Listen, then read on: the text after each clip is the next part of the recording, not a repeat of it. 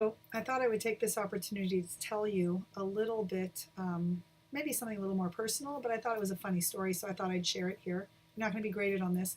It's the story of why I am also a CPR instructor.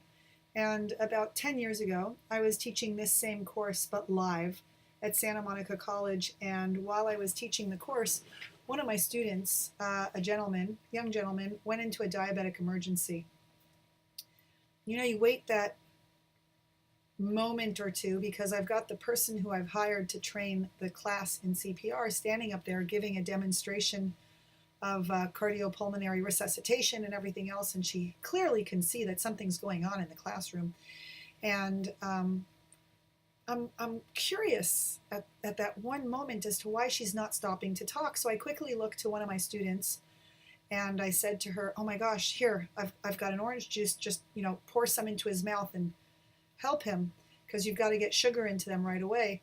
And I looked up at the teacher and I said, "Can you just stop talking? Can you stop for a minute? We have a diabetic emergency over here." We had known that this guy was diabetic, and you can't make up her response. She said, and I quote, "I can't stop talking because I'm only paid to be here for 3 hours, so I have to keep going." Honest to God truth.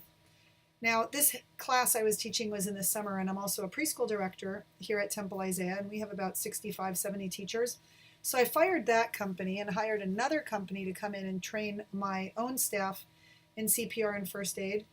And this woman walks in, and I want you to picture a very large woman walking in, almost barreling in, very slowly, sitting down and going, "I don't want to be here any more than you want to be here.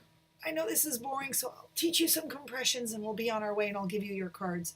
And I started crying because, it's a preschool. I run a preschool with 350, sometimes 400 kids here. And there's always something happening. I need to know that my teachers know what to do in every emergency situation, or at least almost every emergency situation.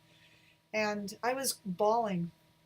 And my assistant director at the time, her name is Avital, socked me in the stomach and said, "Oh my God, we've been trained so many times in how to do this. Just go get trained yourself and let's do it for our teachers on our own." I went to training at the American Red Cross, the Heart Association, Medic First Aid. I did it with everybody.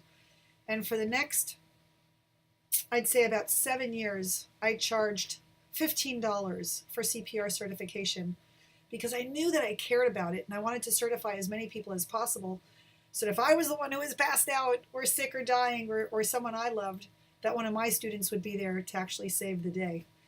I've had to use what I know about a dozen times. That's not a lot, but it's helped a dozen people. And ended up making my own company, CPRbytamar.com. And I've probably trained now, I don't know, I think I'm up to about 10 or 12,000 people over the years in CPR and First Aid. If you ever need it, give me a holler. We're now $30 a person, still relatively inexpensive, but I do this pretty much for preschool people only. And if any of you are my current students, would like to be trained in CPR and First Aid, I have a thing. I will do my own students for free. So hop on board to any one of our trainings, because I think it's really important that you guys all know what to do in these situations. See you online.